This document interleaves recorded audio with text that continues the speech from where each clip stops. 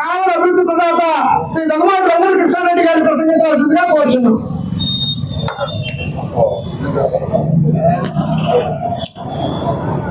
నిజాయితీకి నిలువుటద్దాం శ్రీ గొట్టుపాటి కొండపనాయుడు గారు. చిన్న వయసు నుంచి పెద్దలందరూ కూడా సహనశీలిగా స్నేహపూర్ణ వాతావరణంగా పెద్దాయనగా కావులు పెద్దాయనగా ప్రజలందరినీ మన్నల్ని పొందినటువంటి స్వర్గీయ శ్రీ గొట్టుపాటి కొండపనాయుడు గారి 23వ వర్ధంతి సందర్భంగా ఈ రోజున వాళ్ళ చారిటబుల్ ట్రస్ట్ నిర్వహిస్తున్న కార్యక్రమంలో నేను కూడా పాలు పంచుకున్నందుకు అందరికీ కూడా ధన్యవాదాలు తెలియజేస్తున్నా. ఒక నిడారంబర జీవితాన్ని గడుపుతూ స్వాతంత్ర సమరంలో పాల్గొని ఎంజి రంగా గారి ఆశయ సాధనలో వారి శిష్యులుగా కాంగ్రెస్ యొక్క కుళ్ళు కుతంత్రాలకు వ్యతిరేకంగా ఇండిపెండెంట్ గా పోరాటం చేస్తూ కావలి రాజకీయాల్లో తనకంటూ ఒక ముద్ర వేసుకున్నటువంటి మహోన్నతుడు వ్యక్తి శ్రీ కొండపనాయుడు గారు.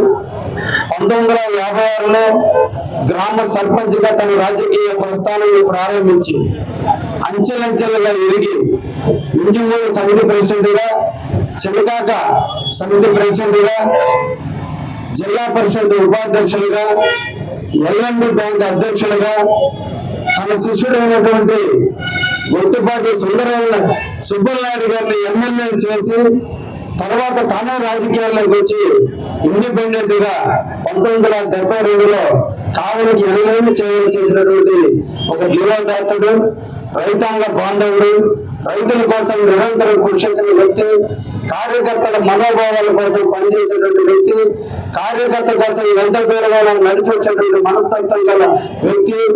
బండి మీదైనా వేస్తాను, కార్యకర్తల కోసం దేనికైనా ముందుంటారని అందరినీ స్నేహంగా పలకరించే ఒక పెద్ద అయినటువంటి వ్యక్తి శ్రీ కొండపనాయుడు గారు. కావలిని కోల్పోవడం కావలికి కొంత నిశ్చిత బాధైనా వారి ఆశయ సాధనలో వాళ్ళ కుటుంబాలు వెనుకబడిన ఆయన శిష్యులుగా, ఆయన అభిమానించే వ్యక్తులుగా, ఆయన ఫాలో అయినటువంటి వ్యక్తులుగా ఈ రోజున ఆయన యొక్క వర్ధంతి కార్యక్రమాలను భుజ స్కంధాల మీద మోసుకుంటూ ఇప్పటి వరకు 23 సంవత్సరాలకి నిర్వహిస్తున్న కమిటీ సభ్యులందరికీ కూడా పేరు పేరున ధన్యవాదాలు తెలియజేస్తూ, ఒక రైతు బాంధవుడు. కారణం గట్టుపల్లి తన సొంత గ్రామం అయితే ఆ గ్రామానికి సొంత నీళ్లు రావడం లేదు. జన్మభూమిని మర్చిపోకూడదు, కన్న తల్లిని మర్చిపోకూడదు, జన్మభూమికి నీళ్లు తీసుకురావడంలో అకుంఠ దీక్షతో ఉత్తర కాలువ సాధిస్తే తప్ప జగదంకి మండలంలో ఉన్నటువంటి తిమ్మ సముద్రం, కేశవరం, చోడవరం, గట్టుపల్లి గ్రామాలకు నీళ్లు లేక ఇబ్బందులు పడుతున్నారని అప్పటికప్పుడు కమిటీగా ఏర్పరచుకొని ఉత్తర కాలువ గారు వస్తే కలిగిరి మండలం, కొండపురం మండలం కూడా అప్పటికి కావలిలో ఉన్నాయి. కాబట్టి ఈ ప్రాంతం అంతా కూడా రైతాంగంతో సస్యశ్యామలంగా పంటలు పండాలి.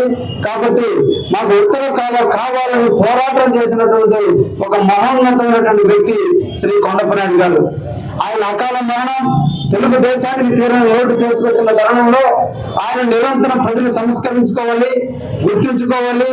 వారి జ్ఞాపకార్థంగా ఏ ఉత్తర కాలువకి ఆయన సాధన కోసం పోరాటం చేశాడో ఆ ఉత్తర కాలువకి గొట్టుపాటి కొండపనాయుడు ఉత్తర కాలువగా నామకరణం చేసినటువంటి వ్యక్తి మన ముఖ్యమంత్రి శ్రీ నారా చంద్రబాబు నాయుడు గారు.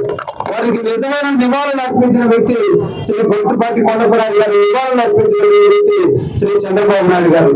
తెలుగుదేశంలో ఎన్నో కీలక వ్యక్తుల్ని పోటీలో నింపే దాంట్లో వెనకాంటి భూమికి పోషించిన వ్యక్తి, ఒక నవల రచయితగా తెలుగుదేశాన్ని స్థాపించే దాంట్లో నందమూరికి తోడుగా తాను త్యాగం చేస్తూ ఎదుటి వ్యక్తులకి టికెట్లు ఇప్పించిన వ్యక్తిగా ఒక యువతగా మిగిలిపోయినటువంటి కొండపనాయుడు గారి ఆశయ సాధన కోసం అందరం కూడా కృషి చేద్దామని ఈ రోజు ఇంకా కూడా ఆయన ఆశయాలను కొనసాగించే దాంట్లో గట్టుపల్లికి ఇంకా నీళ్లు రాలేదు. ఈ రోజు మన ముఖ్యమంత్రి గారి ఆధ్వర్యంలో తప్పకుండా ఈ 4 సంవత్సరాల్లోనే ఉత్తర కాలాన్ని పూర్తి చేసి ఏ ఆశయాల కోసం అయితే కొండపనాయుడు త్యాగాలు చేశాడో ఆశయ సాధనలో నేను కూడా పనిచేస్తానని నీళ్లు తెప్పించే కొండప్ప నాయుడు గారి ఆశయాలను పూర్తి చేద్దామని కొండప్ప నాయుడు గారితో నడిచిన నడవడికలో ఉన్నటువంటి క్రమశిక్షణ గల నా లెఫ్ట్ నా రైట్ అందరూ కూడా ఈ రోజు ఆయన శిష్యులే. ఒక్కటే ఆలోచించండి, కొండప్ప నాయుడుతో శిష్యరకం చేసిన వాళ్ళే ఈ రోజు కూడా తెలుగుదేశంలోనే నాయకులుగా మిగిలారంటే ఆయన యొక్క ఇచ్చిన శిక్షణ, ఆయన నడిపిన నడవడిక, ఆయన నేర్పిన విద్య, ఆయన వాళ్ళకు చూపించిన మార్గదర్శనం, ఆయన ఆలోచనలు ఇమిడింపు చేసిన విధానం చూస్తుంటే ఈ రోజున ఆయన శిష్యులే కావాలని ఒడిచి పట్టుకుని తెలుగుదేశాన్ని నడుపుతున్నారు. నన్ను కూడా ఎమ్మెల్యేగా వెనకుండే నడుపుతున్న కొండప్ప నాయుడు గారి అభిమానులు అందరికీ కూడా శిరస్సు వంచి నమస్కరిస్తూ వారికి ఘనమైన నివాళులు అర్పిస్తూ ముగిస్తున్నా. ధన్యవాదాలు.